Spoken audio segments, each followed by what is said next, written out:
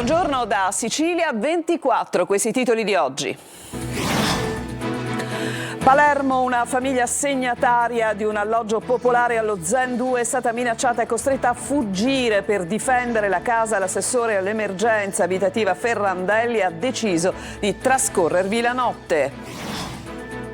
Morti per overdose 2 detenuti ad Augusta. Il sindacato di polizia penitenziaria. Le carceri sono la più grande piazza di spaccio. La procura di Siracusa ha aperto un'inchiesta per verificare come la droga sia stata fatta entrare in cella. Agrigento, notte di paura al pronto soccorso dell'ospedale San Giovanni di Dio. Denunciata una donna di 30 anni che ha aggredito medici e infermieri e danneggiato le apparecchiature. Niscemi, rischi di frana confermati sulla strada provinciale 11. Da questa mattina in corso sgomberi di immobili privati e attività commerciali. La Sicilia ancora alle prese con l'ondata di maltempo che si è abbattuta nelle ultime ore con venti fino a 180 km/h. Centinaia gli interventi dei vigili del fuoco negli ultimi 2 giorni. L'esperto meteo, in arrivo un altro ciclone. Nel giorno di San Valentino l'amore passa dai social alle piazze, tra regali, cioccolatini e sorprese che fanno battere il cuore. La Sicilia è la 9ª regione più romantica d'Italia. Calcio, aria di derby oggi al De Simone alle 17:30 si gioca Siracusa-Catania. La gara sarà trasmessa in diretta e in esclusiva su Telecolor con collegamenti a partire dalle 16:30. Serie B, il Palermo alle 15 contro l'Entella per cercare di avvicinarsi al vertice. Inzaghi è la partita più importante dell'anno.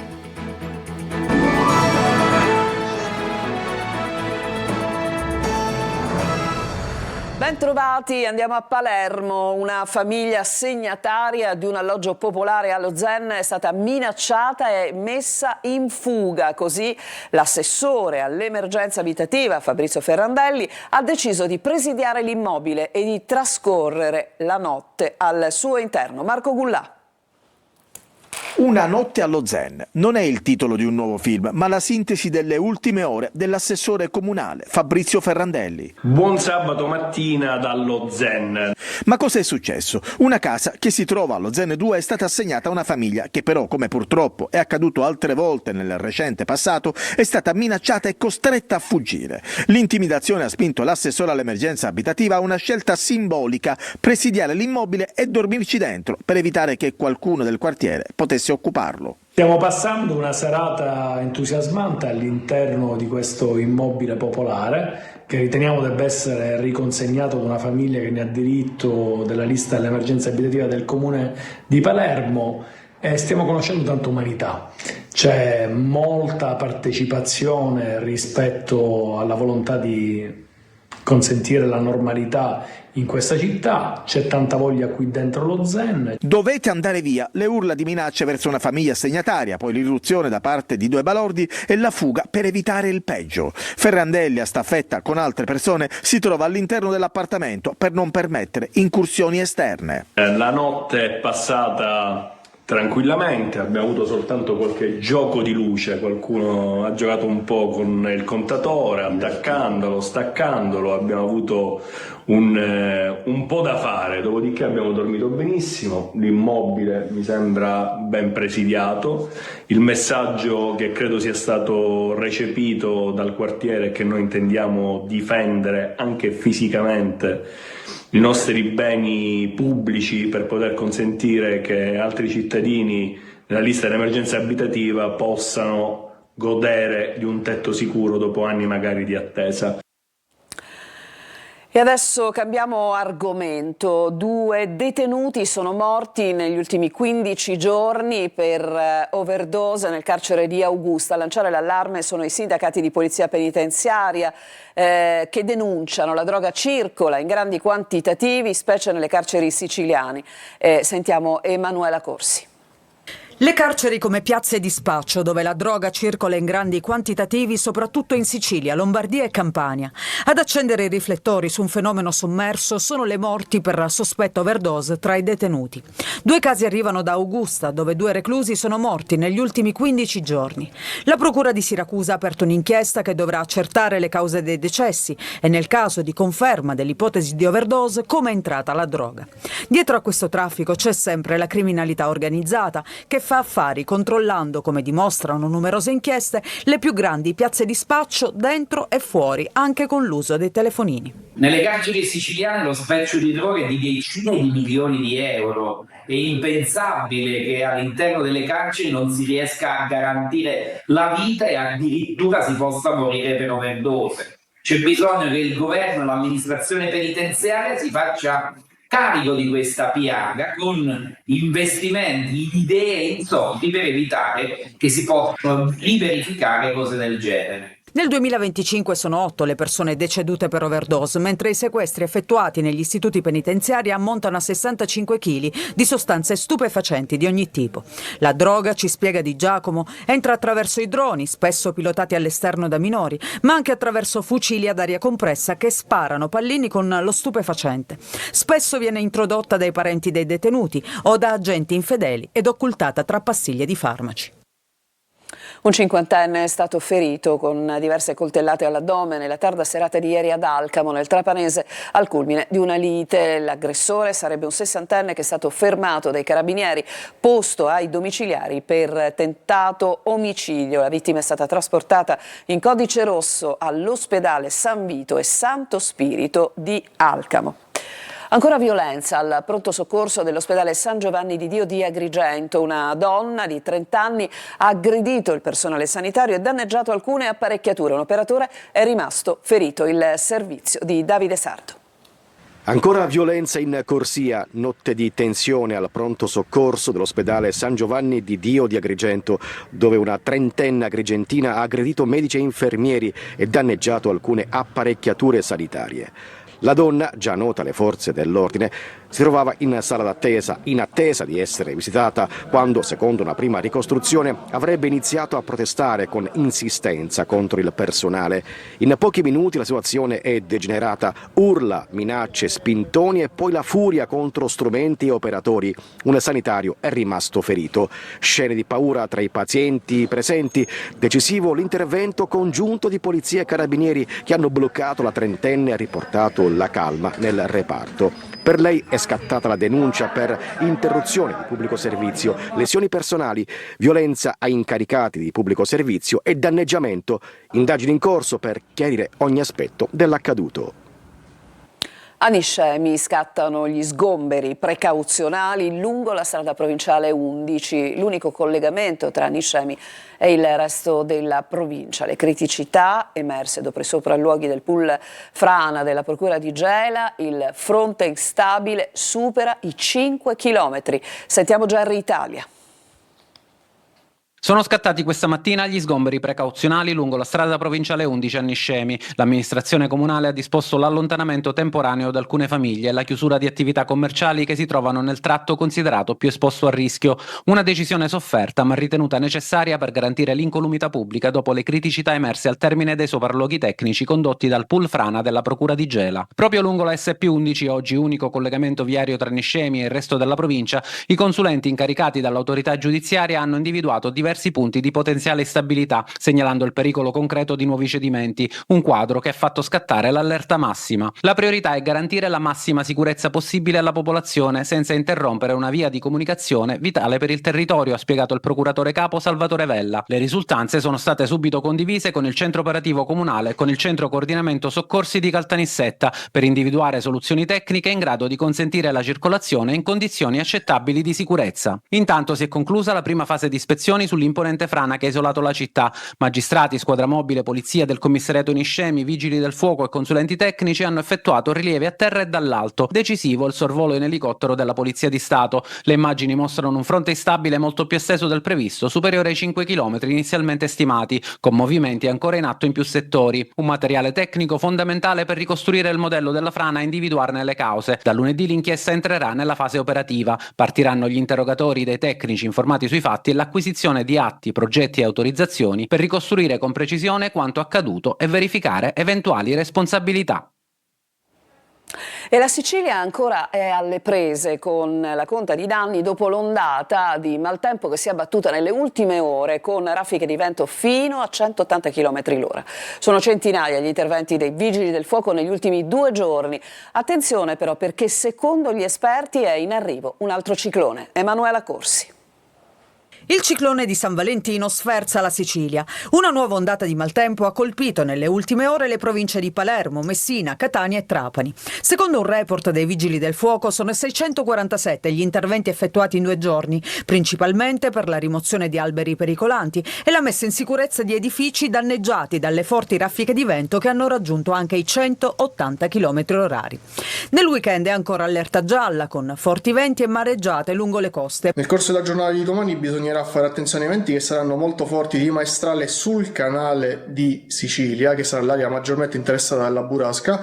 Altrove avremo una ventilazione che comunque sarà tesa ma non supererà la soglia d'attenzione. Attenzione alle piogge rovesci che saranno più frequenti sulla parte occidentale dell'isola ma anche lungo le coste tirreniche. Dalla prossima settimana la Sicilia sarà interessata dal passaggio di un altro ciclone, con il vento ancora protagonista. Tra lunedì e martedì arriverà un'altra perturbazione, sempre caratterizzata da venti forti. Inizialmente lunedì il ponente che soffierà fino a raffiche di burrasca forte, mentre nel corso della giornata di martedì arriveranno i venti di maestrale che saranno molto forti, potranno raggiungere velocità di oltre 80 km/h nei punti più esposti, anche di più, e causare dei nuovi disagi. Tra mercoledì e giovedì ci dovrebbe essere un'attenuazione dei fenomeni, una pausa in vista di un altro peggioramento che potrebbe arrivare nel prossimo fine settimana. Abbiamo sentito ancora Niscemi, abbiamo sentito i danni da maltempo, purtroppo è un fil rouge che ci portiamo dietro da un po' di giorni, anche questo sarà all'interno degli argomenti del punto di oggi. Luca Ciliberti, buongiorno. Grazie Roberta, buongiorno. Oggi parleremo certamente della frana di Niscemi, abbiamo delle carte che usciremo e presenteremo ai nostri telespettatori del post frana del 1997, cioè quello che si doveva fare e non si è fatto da 30 anni a questa parte. Tra gli ospiti ci sarà l'ex presidente della regione Rosario Crocetta, l'ingegnere Tuccio D'Urso, poi avremo la senatrice Danila Ternullo e il parlamentare del Movimento 5 Stelle Filippo Scerra. Parleremo anche ovviamente di quello che sta vivendo adesso Niscemi con il dramma degli sfollati, abbiamo raccolto delle testimonianze proprio a Niscemi e poi consentimi, oggi è la giornata di San Valentino e quindi abbiamo voluto dedicare una parentesi anche a San Valentino, lo abbiamo fatto a modo nostro, seguiteci e scoprirete che cosa e dunque appuntamento alle 14:30 dopo il nostro telegiornale con Luca Ciliberti e il punto. Intanto alla cronaca, sequestro da 1.200.000 euro a 2 finti promotori finanziari di Messina, il denaro sottratto ai ignari clienti. Francesco Triolo. Un sequestro di beni per un valore superiore a 1.200.000 euro è stato operato dalla Guardia di Finanza di Messina nei confronti di 2 persone indagate per i reati di truffa ed esercizio abusivo dell'attività finanziaria. Le indagini sono partite dalla segnalazione di 2 investitori che avevano denunciato il mancato rimborso dei capitali affidati. I 2 indagati, uno operante nel Messinese e l'altro in Svizzera, sfruttavano l'esperienza professionale nel settore della consulenza finanziaria per attirare clienti con la promessa di rendimenti elevati e sicuri. Un'articolata truffa commessa da 2 consulenti che, in violazione delle norme che tutelano il sistema finanziario, hanno convinto ignara clientela a sottoscrivere i titoli obbligazionari emessi da una società di diritto maltese, con la prospettazione di un'elevata rendita. Alla richiesta di disinvestire, almeno in parte, i prodotti finanziari, i risparmiatori comprendevano di essere stati truffati, decidendo a questo punto di denunciare il raggiro alla Procura della Repubblica di Messina, che ha coordinato l'indagine. I titoli erano riconducibili ad una società facente capo direttamente ad uno degli indagati. Per rendere credibile lo schema venivano inizialmente corrisposti i guadagni correlati a cedole periodiche, facendoli risultare come provenienti da una società fiduciaria nazionale, alimentando così le prospettive di guadagno degli investitori. Alla moglie di uno dei consulenti è stato contestato anche il reato di ricettazione per aver ricevuto sul proprio conto corrente una parte del profitto indebitamente conseguito dal marito. Adesso ci fermiamo, torniamo tra poco, andremo a Catania per mostrarvi una via che per problemi di pericoli strutturali è stata chiusa, ma i residenti sono rimasti dentro.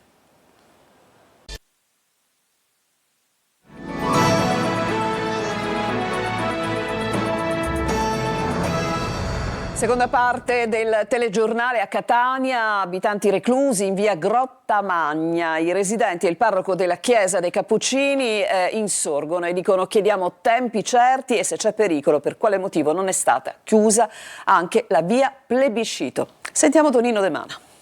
Il pericolo crollo è evidente, tanto che dopo un nostro servizio TG sono stati presi provvedimenti. Via Grotta Magna va chiusa al traffico veicolare e pedonale. Questa volta niente transenne, ma un vero e proprio muraglione in metallo che non consente passaggi di alcun tipo, costringendo i residenti in un tortuoso giro tra viuzze talmente strette da non poter essere percorse. Figuriamoci se dovesse rendersi necessario il passaggio di un mezzo di soccorso. Il carro furbo non è potuto entrare dalle vie strette, quindi la mamma è dovuta uscire da casa a spalla. Adiacente alla via Grotta Magna c'è la chiesa dei Cappuccini. Padre Augusto chiede chiarezza e tempi certi. Dopo 28 anni oggi ci si accorge che la casa è pericolante e poi è veramente pericolante. Sicuramente ci sono delle tegole o dei comignoli che andrebbero messi in sicurezza. Il 17 dicembre del 2025 sono venuti i vigili del fuoco, l'indomani sarebbe passato il tedoforo da via Plebiscito, hanno gettato giù qualche tegola dal lato di via Plebiscito, non dal lato di via Grotta Magna, e oggi ci si accorge che l'edificio è pericolante, è veramente pericolante, e oggi più pericolante di quanto non fosse il 16 dicembre. Questo ce lo chiediamo perché non capiamo il motivo di questa chiusura. 2 pesi e 2 misure, da qui lo sfogo dei residenti che puntano il dito contro l'amministrazione comunale. È passata la santa di qua, il pericolo non c'era anche in via Plebiscito? Perché non hanno chiuso la via Plebiscito e invece ci hanno recluso a noi? Non esiste nessuna ordinanza, nessuna determina che stabilisca la chiusura di questa strada. L'edificio fatiscente pende come una spada di Damocle sulla trafficata via Plebiscito.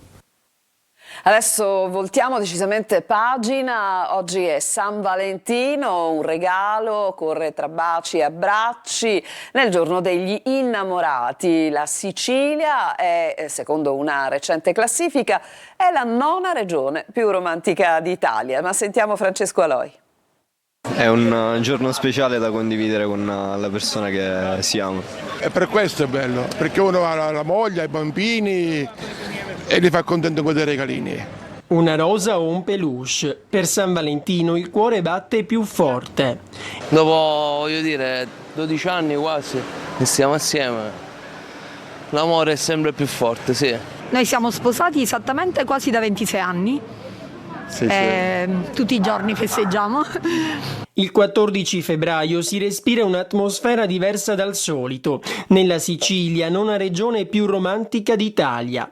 Classifica che emerge dall'indice Cupido 2026. Tra le ricerche su Google i più gettonati sono cioccolatini, regali e cene. Questa sera faremo una cenetta in virtù di San Valentino. A base di pesce, credo. A base di pesce, sì. Abbiamo deciso di fare una bella passeggiata, il tempo permette, andiamo a mangiare fuori e ci godiamo questa giornata. C'è anche chi ne approfitta per chiedere la mano alla dolce metà. Comunque, proposta di matrimonio o no, solitamente il regalo non manca. Già il regalo l'ho ricevuto veramente, che sarebbero dei fiori della Lego da costruire insieme. Sono fiori che durano per sempre. Ma vengono qui più uomini o più donne? Allora, dipende. Gli uomini che magari sono un po' in ritardo con i regalini o donne che pensano a se stesse. Ma l'amore viaggia anche attraverso i social. Ci sono relazioni che nascono proprio nelle piazze virtuali, per poi naturalmente proseguire dal vivo. Ricordiamo però che San Valentino è tutti i giorni, perché l'amore va dimostrato sempre. Adesso ci fermiamo ancora, c'è un'altra pausa e poi in chiusura il calcio cominceremo con la Serie C, con la giornata, quella di oggi, del derby tra Siracusa e Catania, tra poco.